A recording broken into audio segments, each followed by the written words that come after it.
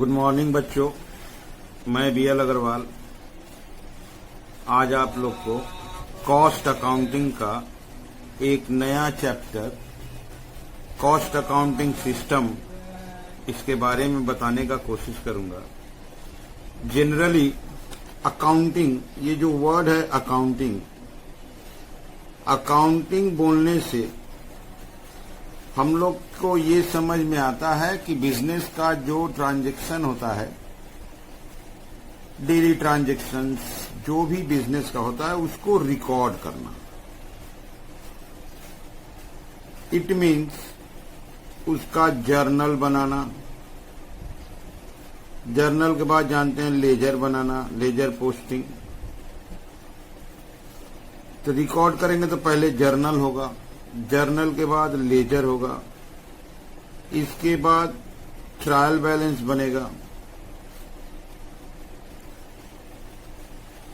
Trial balance के बाद final account बनाते हैं हम लोग।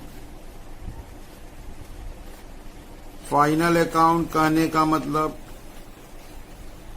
Trading and profit and loss account बना दिए, बैलेंस शीट बना दिए। लास्ट में रिपोर्टिंग तैयार कर दिए। तो जब अकाउंटिंग वर्ड यूज किया जाता है तो अकाउंटिंग कहने का मतलब all these things.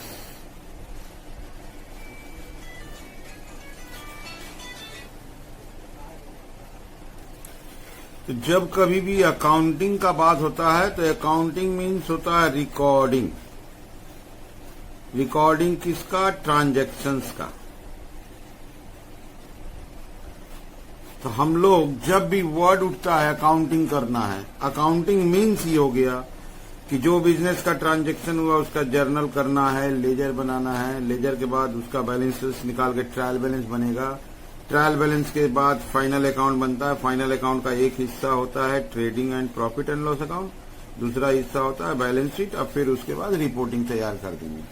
But all are, इसको ओवरऑल बोलते हैं हम लोग फिनेंशियल, इसको बोला जाता है फिनेंशियल अकाउंटिंग। ये ओवरऑल क्या कहलाएगा? फिनेंशियल अकाउंटिंग कहलाएगा। बट हम लोग को सीखना है कॉस्ट अकाउंटिंग। ये जो सारी बातें को बताया गया, दीज आर फिनेंशियल अकाउंटिंग, हम लोग को करना है कॉस्ट अकाउंटिंग। तो इसी अकाउंटिंग को जब कोई लार्ज मैन्युफैक्चरिंग कंसर्न काफी बड़े मात्रा में प्रोडक्शन वगैरह करता है तो वो चाहता है कि उसका अपना एक कॉस्ट अकाउंटिंग सिस्टम हो जिससे वो कॉस्ट रिलेटेड काम करेगा। तो कॉस्ट अकाउंटिंग सिस्टम का डेवलपमेंट किया गया। तो कॉस्ट अकाउंटिंग सिस्टम जो बनाया गया उसमें एक लाया गया integrated accounting system.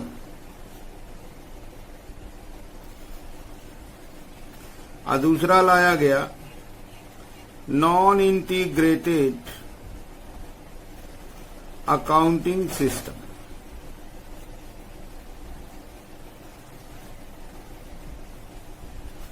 Integrated accounting system कहने का मतलब इसमें बिजनेस का सेट ऑफ बुक्स वन होगा, एक ही set of books of accounts होगा। ऐसे ढंग से उसमें रिकॉर्ड करेंगे कि उसमें कॉस्ट रिकॉर्ड भी हो जाएगा और उसमें फिनेंशियल रिकॉर्ड भी हो जाएगा।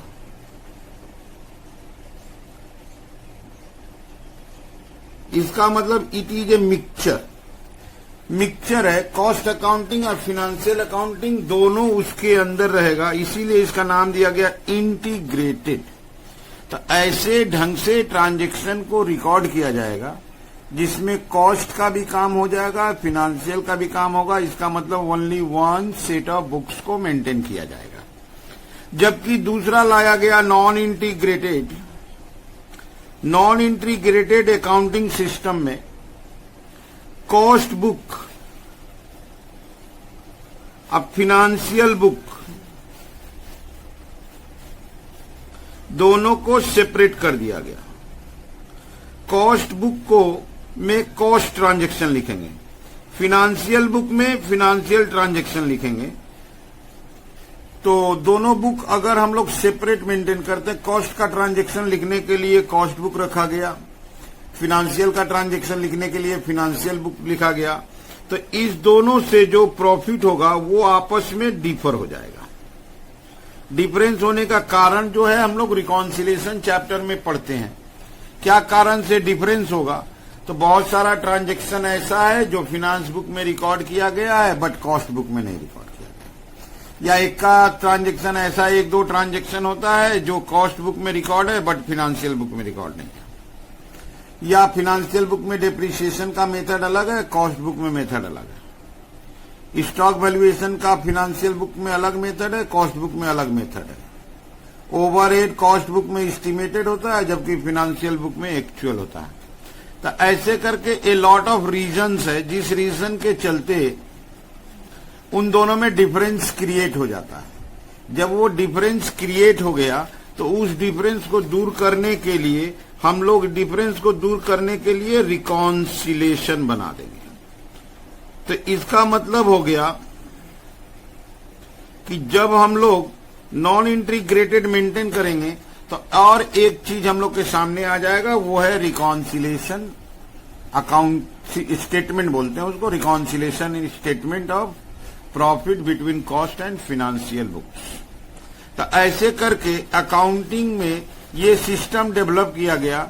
अगर कॉस्ट अकाउंटिंग सिस्टम को डेवलप किया गया तो उसके लिए दो रास्ता दिया गया। एक का नाम दिया गया इंटीग्रेटेड, जिसमें कॉस्ट और फिनेंशियल एक साथ रिकॉर्ड हो जाएगा। ऐसे ढंग से रिकॉर्ड करेंगे जिसमें कॉस्ट का भी काम चल जाएगा और फिनेंशियल का भी काम चल जाएगा। लेकिन अगर लार्ज स्केल मैन्युफैक्चरिंग कंसर्न है तो उसको कॉस्ट से रिलेटेड डाटा एकदम सेपरेट चाहिए, तो वो इस सिस्टम को प्रिफेयर नहीं करेगा। तब उसके लिए सिस्टम हो जाता है non integrated accounting system. Non integrated cost accounting system में वो कॉस्ट का डाटा लिखने के लिए कॉस्ट बुक रखेगा, 1 नंबर बुक। अब फिनांस का डाटा रखने के लिए 2 नंबर बुक फिनेंशियल लिखेगा।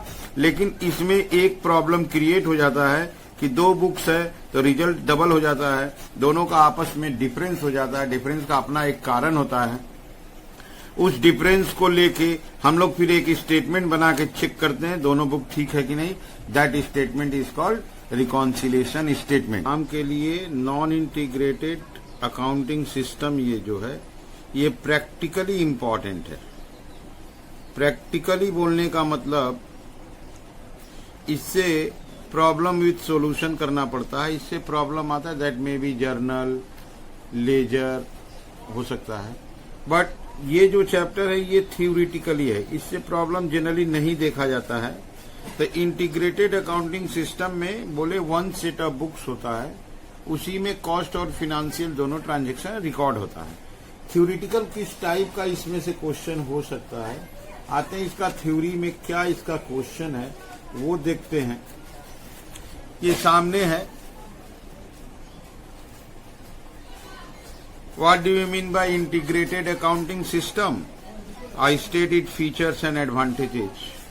तो यहां देखिए लिखा हुआ है integrated accounting system is that system of accounting in which cost and financial accounts are kept in the same set of books. Same set of books माने एक ही सेट ऑफ बुक्स है जिसमें कॉस्ट और फाइनेंशियल अकाउंट दोनों maintain किया जाता है। One hand it provides useful information for ascertainment of cost, job, process, etc. Other hand, it provides information for profit and loss account and balance sheet. Cost determine करना costing department का काम है और profit loss determine करना financial accounting का काम है। तो ये 1 set of books है जो दोनों पर्पस को फुलफिल कर देता है। इसके बाद इसका फीचर्स आता है। फीचर्स में देखिए लिखा हुआ है कि एक ही सेट में कॉस्ट और फिनेंशियल दोनों मेंटेन किया जाता है। मतलब 1 सेट ऑफ बुक्स है उसमें कॉस्ट भी मेंटेन्ड है और फिनेंशियल अकाउंटिंग भी मेंटेन है। दूसरा लिख रहा है कि ये इंटायर इन्फॉर्मेशन कॉस्टिंग और फिनेंशियल दोनों को सेपरेट इन्फॉर्मेशन देता है। जो कॉस्टिंग डिपार्टमेंट को जरूरत है उसको भी इन्फॉर्मेशन सप्लाई करेगा और जो फिनेंशियल को जरूरत है उसको भी सप्लाई करेगा। कॉस्टिंग डिपार्टमेंट के लिए यूजफुल है फॉर डिटर्मिनेशन ऑफ कॉस्ट और फाइनेंशियल डिपार्टमेंट के लिए यूजफुल है for preparing profit and loss account and balance sheet. तो ये इनका फीचर्स हुआ, डिफिनीशन में ही फीचर था। एडवांटेज में लिख रहा है कि इससे हम लोग को प्रॉफिट, एक प्रॉफिट आता है, एक ही बुक है तो एक प्रॉफिट आएगा, तो हम लोग को कोई रिकॉन्सिलेशन का जरूरत नहीं पड़ेगा। दूसरा लिख रहा है कि चूंकि एक बुक बनाना है तो इससे हमारा लॉट ऑफ टाइम बचेगा। ठीक। तीसरा लिख रहा है कि ये इकोनॉमिकल है क्योंकि सेंट्रलाइज्ड अकाउंटिंग सिस्टम फॉलो किया जाता है, इसलिए इसमें एक्सपेंस भी कम बियर करना पड़ता है। दूसरा लिख रहा है कि अगर कोई इन्फॉर्मेशन सप्लाई करना है तो उसमें डिले नहीं होगा क्योंकि इनके पास एक ही बुक्स ऑफ अकाउंट है जो तुरंत इन्फॉर्मेशन को सप्लाई कर देता है।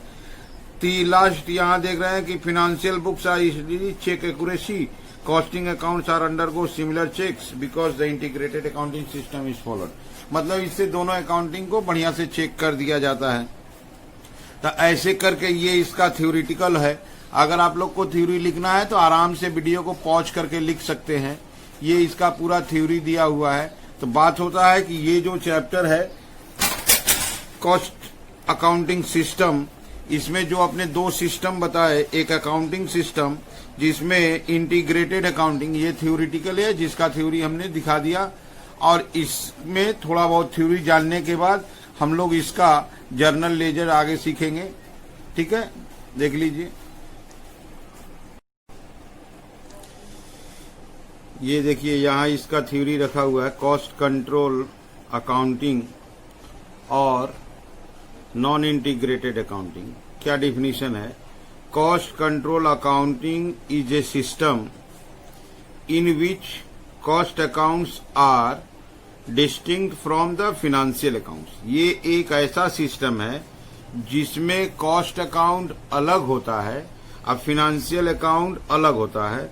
दो set of books continuously maintain किया जाता है, और यहाँ देखो लिखा जाता है कंट्रोल अकाउंट्स और made readily be reconcilable by other means.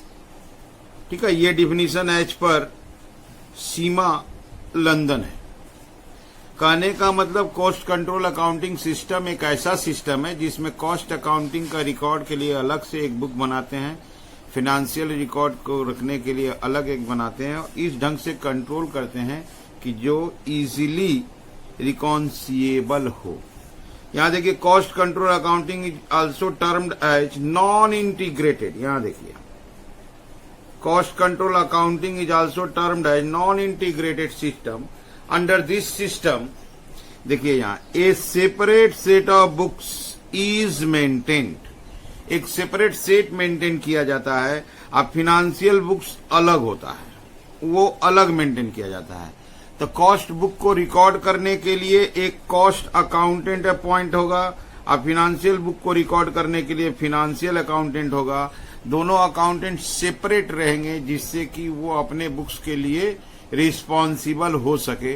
तो बोला गया कि नॉन इंटीग्रेटेड अकाउंटिंग सिस्टम एक ऐसा सिस्टम हुआ जिसमें कॉस्ट बुक अलग होगा, उसका अकाउंटेंट अलग होगा, उसका रिस्पॉन्सिबिलिटी अलग होगा। फाइनेंशियल बुक्स ऑफ अकाउंट अलग होगा, उसका अकाउंटेंट अलग होगा, उसका रिस्पॉन्सिबल अलग होगा। लेकिन यहाँ पे सबसे इम्पोर्टेंट है, डिफिनीशन में था कि वो क्या किया जा सके, रिकॉन्सिएबल होना चाहिए। अब बात उठता है कि कॉस्ट बुक अकाउंट अगर मेंटेन करते हैं तो उसका अपना जर्नल होता है, उसका अपना लेजर होता है। तो उसके जर्नल वो तो ठीक है, जर्नल एंट्री सीख के उसका लेजर बनाया जाता है। तो यहाँ लिखे हैं प्रिंसिपल अकाउंट्स, कौन कौन सा अकाउंट्स बनाया जाता है। तो उसमें एक नंबर अकाउंट का नाम है कॉस्ट लेजर कंट्रोल अकाउंट, या इसी को जनरल लेजर कंट्रोल अकाउंट भी बोलते हैं। ये कॉस्ट लेजर या जनरल लेजर कंट्रोल अकाउंट जो बनाया जाता है, जनरली इस अकाउंटिंग सिस्टम में नॉमिनल अकाउंट्स मेंटेन किया जाता है, रियल और पर्सनल अकाउंट मेंटेन नहीं होते हैं। रियल और पर्सनल अकाउंट के जगह पे ये मात्र एक अकाउंट मेंटेन होगा जिसका नाम होगा कॉस्ट लेजर कंट्रोल अकाउंट, या इसी को जनरल लेजर कंट्रोल अकाउंट के नाम से भी पुकारते हैं। ये हमारा रियल और पर्सनल अकाउंट के जगह पे काम करेगा। इसके अलावा 2 नंबर अकाउंट है स्टोर लेजर कंट्रोल अकाउंट, ये मटेरियल से रिलेटेड होता है। ये मटेरियल से रिलेटेड होता है। मटेरियल कहने का मतलब स्टॉक से रिलेटेड होता है। जब हम लोग स्टॉक परचेज करेंगे, चाहे वो कैश परचेज हो, क्रेडिट परचेज हो, या स्टॉक को हम लोग इशू करेंगे एज डायरेक्ट मटेरियल और इनडायरेक्ट मटेरियल, सारा रिकॉर्डिंग इस अकाउंट में किया जाएगा। This ledger account is called store ledger control account. इसके बाद वेजेज कंट्रोल अकाउंट बनाएंगे।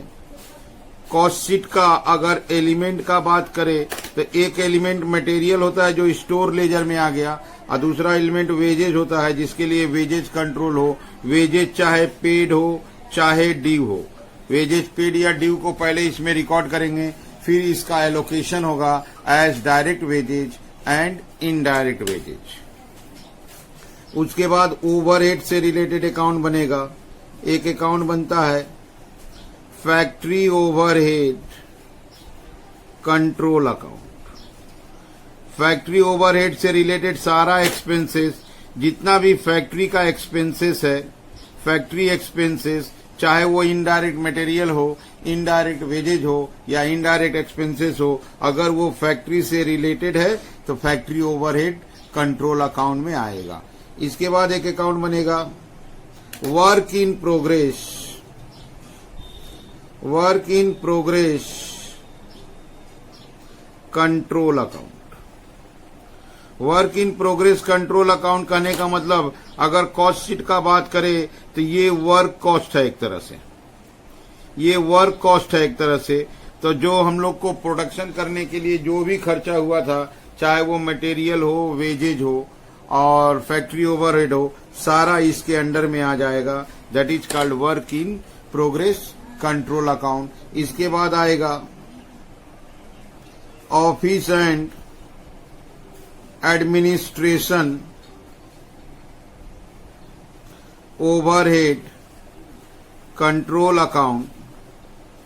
ये ऑफिस से रिलेटेड एक्सपेंस को रिकॉर्ड करेगा, इसलिए इसका नाम है office and administration control account. इसके बाद एक अकाउंट बनेगा finish goods control account. Finish goods control account actually ये कॉस्ट ऑफ गुड्स सोल्ड तक रिकॉर्ड करता है। कॉस्ट शीट के हिसाब से कॉस्ट ऑफ गुड्स सोल्ड तक रिकॉर्ड करता है। ये जो सामान बन गया, जो फिनिश गुड्स अपने पास ओपनिंग था करेंट ईयर में, जो हम लोग बनाए, प्लस जो हम लोग बेचने के लिए भेज दिए और जो बच गया उसको ये रिकॉर्ड करेगा। That is our finish goods control account. एक ओवरहेड अकाउंट और बच गया है, selling and distribution overhead control account. ये सेल्स से रिलेटेड एक्सपेंसेस को मेंटेन करता है। That is called selling and distribution overhead control account. इसके बाद अपने बनाएंगे टोटल कॉस्ट के लिए एक अकाउंट बनाएंगे जिसका नाम होगा कॉस्ट ऑफ सेल्स अकाउंट। ये कॉस्ट ऑफ सेल्स अकाउंट जो है हम लोग का टोटल कॉस्ट को शो करेगा। एंड लास्ट प्रॉफिट या लॉस निकालने के लिए फाइनली एक अकाउंट बनाएंगे जिसका नाम होगा costing profit and loss account. ये फाइनल लास्ट अकाउंट है। ये आइदर प्रॉफिट या loss of the cost record को शो करेगा, जिसको बोलते हैं हम लोग costing profit and loss account. ऐसे करके एक एक करके हम लोग टोटल 10 अकाउंट बना देते हैं। ये सारा 2 नंबर से लेके 10 नंबर तक ये सारा नॉमिनल अकाउंट है। अगर इसको कॉस्ट शीट को लेजर एंट्री के रूप में सोच के ये समझा जाए तो ये समझना काफी आसान होगा। फिर से एक बार देख लेते हैं। मटेरियल के लिए स्टोर लेजर है, वेजेज के लिए वेजेज कंट्रोल है, फैक्ट्री ओवरहेड के लिए फैक्ट्री ओवरहेड है, ऑफिस ओवरहेड के लिए ऑफिस एंड एडमिनिस्ट्रेशन ओवरहेड है, सेलिंग एंड डिस्ट्रीब्यूशन ओवरहेड के लिए सेलिंग एंड डिस्ट्रीब्यूशन ओवरहेड है। लेकिन कॉस्ट शीट में जब वर्क कॉस्ट आ जाएगा तो उसके लिए ये वर्क इन प्रोग्रेस अकाउंट है, और कॉस्ट ऑफ गुड्स सोल्ड के लिए ये फिनिश गुड्स कंट्रोल अकाउंट है। टोटल कॉस्ट के लिए कॉस्ट ऑफ सेल अकाउंट है, प्रॉफिट लॉस के लिए costing profit and loss account है। ऐसे करके 10 अकाउंट धीरे धीरे बनाते हैं और इस 10 अकाउंट को बना लेने से उसका प्रॉफिट और लॉस कॉस्ट रिकॉर्ड कहा जाएगा। वैसे ये अकाउंट में कौन कौन सा एंट्री आएगा, अगर इंपॉर्टेंट बात किया जाए तो इसका थ्योरेटिकली यहाँ पे रखा हुआ है कि इस अकाउंट में कौन कौन सा एंट्री आ सकता है और उन अकाउंट का नाम भी दिया हुआ है। एक नाम दिए हैं जनरल लेजर एडजस्टमेंट या control account, store ledger account. इसमें कौन कौन सा एंट्री आएगा, क्या क्या रिलेटेड इसका ट्रांजैक्शन है, वो इसके अंडर में बताया हुआ है। अच्छा, दूसरा work in progress control account में कौन कौन आएगा। तीसरा फिनिश गुड्स में कौन कौन आएगा। वेजेज कंट्रोल है। लाइन से 3 फैक्ट्री ओवरहेड, ऑफिस ओवरहेड और उस सेलिंग एंड डिस्ट्रीब्यूशन ओवरहेड भी है। तो ऐसे करके इसको ध्यान से देख लीजिए, इसमें कौन कौन सा आएगा। ये थ्योरेटिकली इंपॉर्टेंट है, सवाल बनाने के लिए नॉलेज भी चाहिए कि इसमें कौन कौन सा एंट्री आ सकता है। अगर इसको ध्यान से रीड किया जाए तो इससे पता चल जाता है कि इस अकाउंट में कौन कौन सा एंट्री आने वाला है। तो ये 6-7 अकाउंट है इस साइड में। आराम से वीडियो को पॉज करके आप लिख सकते हो। इसके अलावा अभी इस साइड में भी 4 अकाउंट का नाम दिया गया है, लेकिन इसमें इस अकाउंट ओवरहेड एडजस्टमेंट अकाउंट का जरूरत नहीं है। जब हम लोग लेजर बनाएंगे तो हम लोग ओवरहेड को एडजस्ट कर देंगे, उस समय ऐसे ढंग से एडजस्ट करेंगे कि ये अकाउंट जरूरत नहीं पड़ेगा। Selling and distribution overhead account, cost of sale account, costing PL account, ये थ्योरेटिकली इंपॉर्टेंट है। आप चाहो तो इसको पॉज करके आराम से लिख सकते हो। देख लीजिए एक बार। तो ये इस पार्ट में हम इस chapter cost control accounting system, चाहे वो इंटीग्रेटेड हो या नॉन इंटीग्रेटेड हो, इससे रिलेटेड थ्योरी डिस्कस कर दिए। अब सवाल ये उठता है कि ये जो नॉन इंटीग्रेटेड अकाउंटिंग सिस्टम है, इसमें ये सारा अकाउंट्स, ये 3-4 अकाउंट्स, ये जिसमें इसको बाद दे देते हैं, 3 अकाउंट्स कैसे मेंटेन्ड होगा और ये 7 अकाउंट कैसे मेंटेन्ड होगा, इसको हम डिटेल्स में एक एक ट्रांजैक्शन के हिसाब से नेक्स्ट पार्ट में समझाएंगे। आज के लिए इतना ही।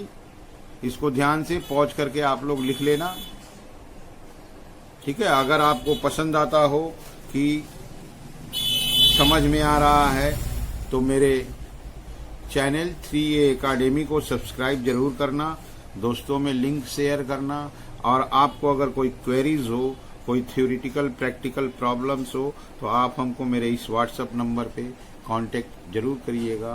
Okay, thank you guys.